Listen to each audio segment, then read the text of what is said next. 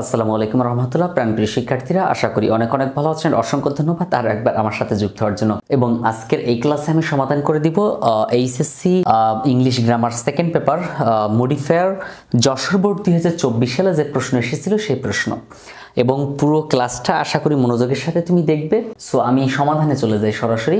দেখো, এখানে এটা মোটামুটি সহজ বলা যায় এবং অড মিনিংগুলো একটু সহজ আছে। তবে হ্যাঁ, তোমাকে অড মিনিং সহ সমাধান করতে হবে, কারণ অর্ডের মিনিং না জানলে তুমি এখানে অ্যাকচুয়াল ওয়ার্ডটা খুঁজে পাবে না, যে ওয়ার্ডটা তুমি ব্যবহার করবে। তো আমি এটা চাচ্ছি অর্থ সহ একবারে প্রত্যেকটা সেন্টেন্স আলাদা আলাদা করে বোঝানোর জন্য। এজন্য আমি একটু কষ্ট করে হলেও আলাদা আলাদা করে লিখেছি, যাতে তুমি কাজে লাগাতে পারো বা তোমার বেশি উপকার হয়। সো দেখো, আমরা আগে উপরের অংশটা পড়ি। Kazi Nazrul Islam is one of dash. এখানে বলছে ইউজ ডিটারমিনার। কি বলছে? Use determiner to premodify the noun. Best poets Bengali has dash use an adverb to premodify the verb produced. এখন এখানে ঘটনা হচ্ছে, আমাদেরকে যেটা করতে হবে, প্রথম গ্যাপে বলছে ডিটারমিনার ব্যবহার করতে। ডিটারমিনার মানে কি? নির্দিষ্ট করে বুঝায়।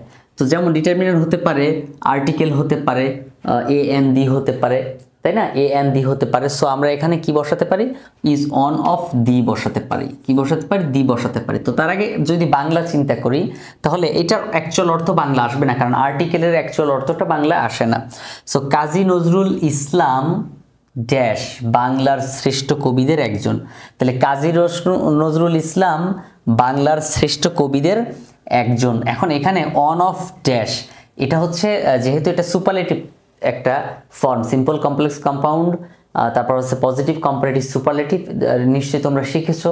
তো ওই অংশটার কথা যদি চিন্তা করি, এটা হচ্ছে ডিগ্রির একটা অংশ, যে সুপারলেটিভ ডিগ্রিটার যেমন ব্যবহার অন অফ দি, সেই দি হচ্ছে এখানে ব্যবহার হচ্ছে। তো এই জন্য এটার বাংলা অর্থ যদি আমি করি, তাহলে আসবে না ভাবে, ঠিক আছে? তো বাংলা অর্থটা কিভাবে আসে? যেমন দি পেন মানে কলমটি, দি পেন। তো দি পেন মানে কি? কলমটি। তো খেয়াল করো তো, এখানে কলমটি লাস্টে যে টি কথাটা আসলো। সো দি এর অর্থটা এমন আসে, টি কোথাও আসে, টি কোথাও আসে, টা কোথাও আসে, খানা কোথাও আসে, খানি, মানে এরকম অর্থ আসে, কোন একটা শব্দের লাস্টে বসে। সো এই জন্য আমি বলছি যে এইটা আর কি, যখন এই ডিটারমিনার বললো, তখন আমরা ধরে নিলাম যে ডিটারমিনার মানে তো আমরা জানি এ এন দি হতে পারে, নির্দিষ্ট অনির্দিষ্টতার বিষয় আসছে, সেজন্য আমরা এখানে দিটা বসালাম। তাহলে পরেরটা কি আছে সেটা দেখি, পরেরটা সমাধান করা সম্ভব। Best poets Bengal has dash. So এখানে বলছে একজন ড্যাশ প্রযোজনা, মানে সে হচ্ছে তোমার প্রডিউসড, সে একজন ড্যাশ প্রযোজনা। এখানে বলছে ইউজ অ্যান অ্যাডভার্ব, একটা অ্যাডভার্ব ব্যবহার করতে বলছে টু প্রিমোডিফাই দ্য ভার্ব। তাহলে এখন এখানে বলতে পারি যে এ ভার্ব। এ ভার্ব মানে কি? সারা জীবনের জন্য সেরা, জীবনের কি সেরা একজন প্রযোজনা। তাহলে কি বলছে? যে কাজী নজরুল ইসলাম বাংলার শ্রেষ্ঠ কবিদের একজন সেরা প্রযোজনা। কি বলা যায়? সেরা, মানে এর আগে কখনো এমন আসেনি বা এরপরে কখনো এমন আসবে না। সো এখানে এরকম অর্থটা আসে। যাই হোক, এটা অর্থ অনুযায়ী সমাধান করতে হবে, এভারটা বসাতে হবে। অ্যাজ আ ড্যাশ রাইটার, খেয়াল করো, as a dash writer use an adjective to premodify the noun. একটা অ্যাডজেক্টিভ ব্যবহার করতে বলছে। প্রিমোডিফাই দ্য নাউন, প্রি মানে পূর্বে বসবে, কার? এই যে রাইটারের পূর্বে বসবে, বসে এই রাইটারের পূর্বে এই গ্যাপ, তারা ভিতরে একটা তোমার হচ্ছে ব্র্যাকেট আছে। সো ওই ব্র্যাকেটের অংশটা আমি ধরছি না, ব্র্যাকেটের অংশটা বাদ দিয়ে চিন্তা করো যে রাইটারের আগে যে গ্যাপটা আছে সেই গ্যাপে বসাতে হবে। কি বসাতে হবে? একটা অ্যাডজেক্টিভ বসাতে হবে। তাহলে use an adjective to premodify the noun. তাহলে as a dash writer, as a কেমন রাইটার সেটা আমরা আসছি। He contributed to many branches of Bengali literature, একজন ড্যাশ লেখক হিসেবে তিনি বাংলা সাহিত্যের অনেক শাখায় অবদান রেখেছেন। তাহলে আমরা এখানে একজন মহান বলতে পারি। কি বলতে পারি? মহান বলতে পারি। আবার এখানে আমরা চাইলেই বলতে পারি কি, মহানটা এখানে সবচেয়ে বেশি মানায়। মহান ইংরেজি কি? তাহলে গ্রেট বলতে পারি আমরা। কি বলতে পারি?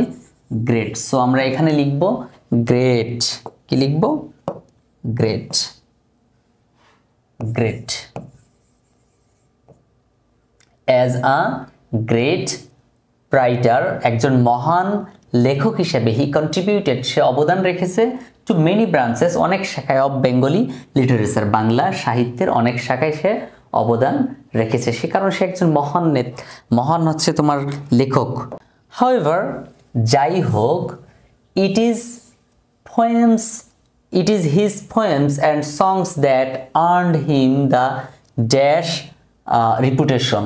So pre-modify the noun বলছে, pre-modify the, দেখো এখানে pre-modify the noun বলতেছে। তো এখানে এই গ্যাপের মধ্যে আমরা কি বসাবো, একটু বাংলা বাক্যটা দেখো। বাংলা বাক্য বলছে কি, যাই হোক এটি তার কবিতা এবং গান, বা মানে তার কবিতা এবং গানই তাকে সর্বোচ্চ পর্যায়ে নিয়ে গেছে, তাই না?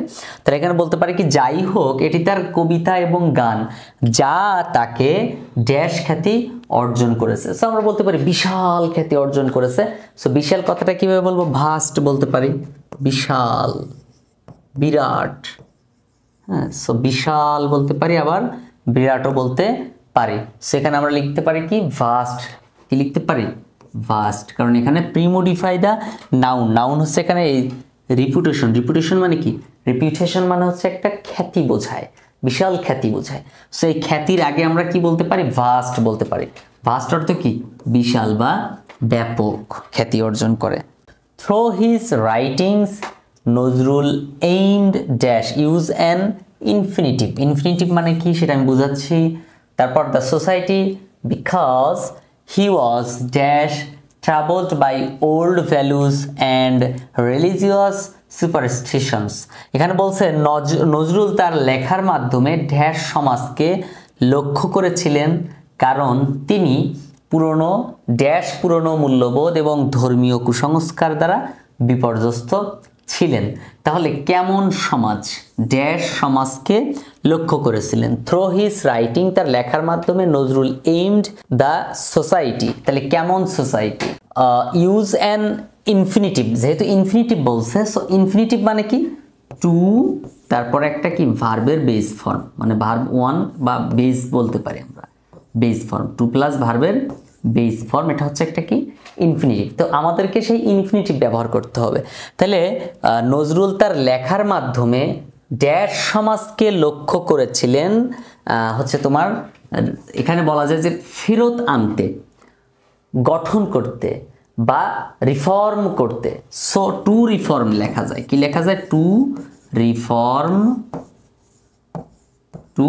রিফর্ম, এখানে হবে কি, টু রিফর্ম। এই রিফর্ম হচ্ছে একটা ভার্ব, তাহলে কি হবে, Nazrul aimed two reform the society, তাহলে সমাজকে লক্ষ্য করেছিলেন কি করতে, তিনি সমাজকে সঠিক রাস্তায়, ভালো রাস্তায় ফিরিয়ে আনার জন্য।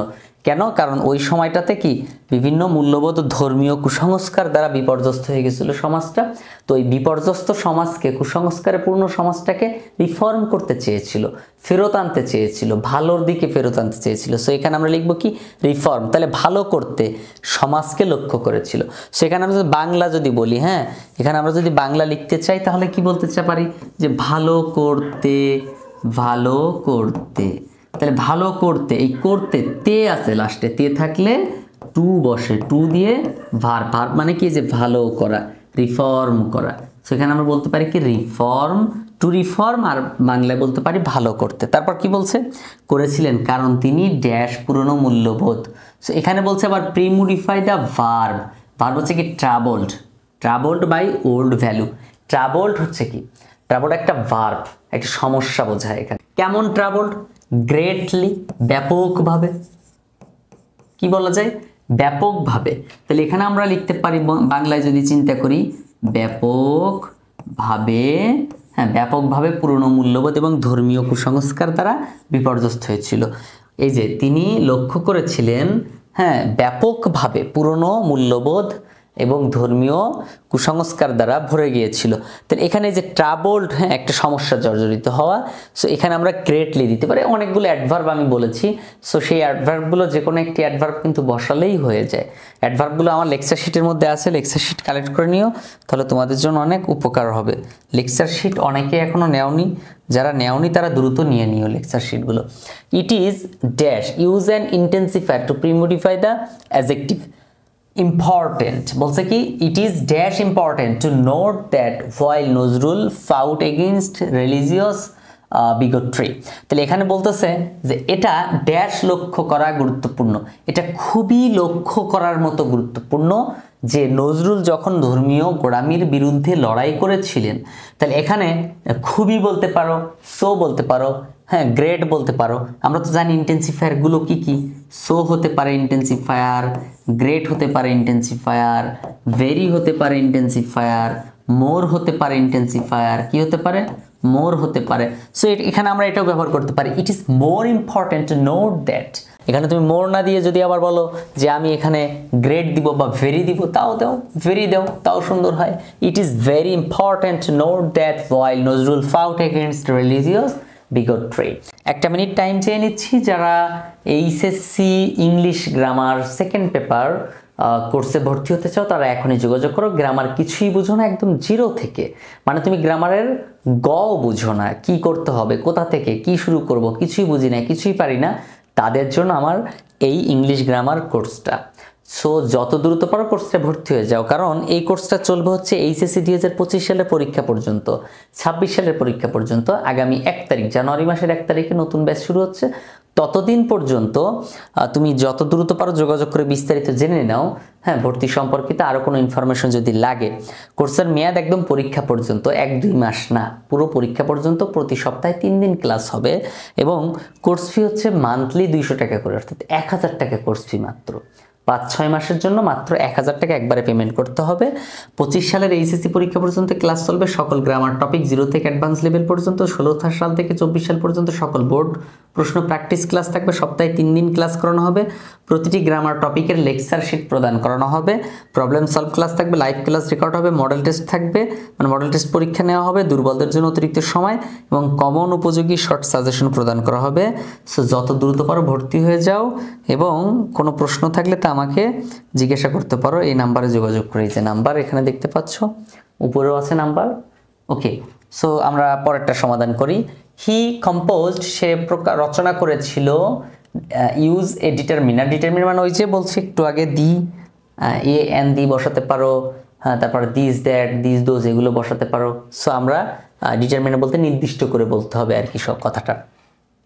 ড্যাশ সংস, ড্যাট, তারপরে গ্লোরিফাইড রিলিজিয়ন্স, মানে তিনি রচনা করেছেন ড্যাশ গাড, যা ড্যাশ ধর্মকে মহিমান্বিত করেছিল।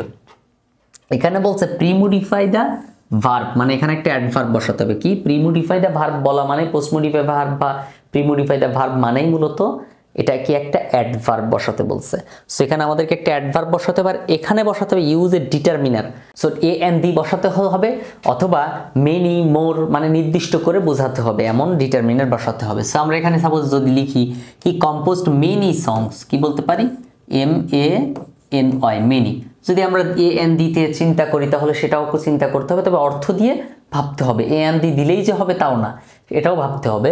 So many, he composed many songs that dash glorified religions. তাহলে এখানে কি হবে, গ্রেটলি দাও অথবা ভেরি দাও, সংস দ্যাট গ্রেটলি গ্লোরিফাইড রিলিজিয়ন্স। তাহলে কি হবে, গ্রেটলি দিতে পারো, ব্যাপকভাবে, যা ব্যাপকভাবে ধর্মকে মহিমান্বিত করেছিল। সো এটা হয়। এখন কথা হচ্ছে এখানে আমরা কি বসাবো, বলছে প্রিমোডিফাই দ্য নাউন ডিজিজ। তাহলে এই কেমন ডিজিজ তার হয়েছিল, যে ডিজিজ থেকে কিন্তু সে আর মুক্তি পায়নি, তার মানে সে ওই মানে রোগ থেকে সে ফিরে আসতে পারেনি। তাহলে রোগটা ছিল কি, একবারে মানে রিকভার করা যায় না এমন, মানে রিকভার করা যায় না সেটা তার মানে কি বোঝায় ইংলিশে, ইনকিউরেবল। ইনকিউরেবল মানে কি, যেটা অনিরাময় যোগ্য এমন। সো এই ওয়ার্ড মিনিংটা লিখে রাখো, অনিরাময় যোগ্য। তাহলে স্যাডলি দুর্ভাগ্যবশত এ অথবা অ্যান ইনকিউরেবল ডিজিজ একটা কি হচ্ছে তোমার মুক্তি অযোগ্য একটা তোমার রোগ। আলটিমেটলি ইনডেড হিজ লিটারারি ক্যারিয়ার, তার এই হচ্ছে তোমার সাহিত্যিক জীবনটাকে শেষ করে দেয় একটা রোগ। যে রোগটা কি দুরারোগ্য রোগ বলা হয়, কি বলা হয়, দুরারোগ্য। যে রোগের কোনো মুক্তি নেই, যার কোনো আরোগ্য হয় না, দুরারোগ্য। সো এটা হয়তো তোমরা বাংলা বইয়ে পড়েছ অনেকবার, দুরারোগ্য। তো দুরারোগ্য ইংরেজি কি, ইনকিউরেবল। ইনকিউরেবল। এই হচ্ছে কাজ ইনকিউরেবল। সো তোমরা যারা এখনো লেকচার শিট কালেক্ট করোনি, যত দ্রুত পারো লেকচার শিট কালেক্ট করে নাও, কারণ লেকচার শিট অনেক গুরুত্বপূর্ণ। আর যদি ভিডিওটা ভালো লেগে থাকে তাহলে চ্যানেলটা সাবস্ক্রাইব করে ফেলো, লাইক দিয়ে পাশে থেকো এবং কমেন্ট করে তুমি তোমার মন্তব্যটা জানাতে পারো। এছাড়াও প্রত্যেকটা ভিডিও শেয়ার করে দিবা বন্ধু বান্ধবের সাথে, তাহলেই হবে, আর কিছুই চাই না তোমাদের কাছে। ওকে, তো চলো এবার আমরা একটু দেখি আমাদের লেকচার শিটটা। এই হচ্ছে আমার লেকচার শিট, একটু খেয়াল করো। এই হচ্ছে লেকচার শিট। এই লেকচার শিটটার জন্য যারা যোগাযোগ করেছো তারা অলরেডি পেয়েছো, অনেকে পাওনি, একটু দ্রুত যোগাযোগ করে লেকচার শিট নিয়ে নাও। দেখো এখানে অ্যাডজেক্টিভ অ্যাডভার্ব সম্পর্কে সব তথ্য দেওয়া আছে, মানে প্রি মডিফায়ার বা পোস্ট মডিফায়ার কখন কি বসাতে হবে এবং কোনটা কয়টা মুখস্থ করলেই হয়ে যাবে। কিছু কিছু আছে যেগুলো একটা কয়েকটা মুখস্থ করলে হয়ে যায়। সো সেই ধরনেরগুলো অনেক কিছু দেওয়া আছে এখানে, যা তোমার জন্য খুবই গুরুত্বপূর্ণ হবে।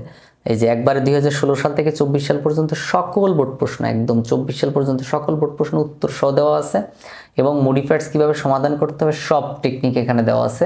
সেই লেকচার শিট যারা এখনো নেও নাই তারা লেকচার শিট কালেক্ট করে নাও। একবার জিরো থেকে অ্যাডভান্স লেভেলের অর্থ সহ কীভাবে সমাধান করতে হয় সব কিছুই আছে লেকচার শিট নেওয়ার জন্য। স্ক্রিনে দেওয়া নাম্বারে যোগাযোগ করে এখনই লেকচার শিট নিয়ে নাও। আসসালামু আলাইকুম রহমতুল্লাহ।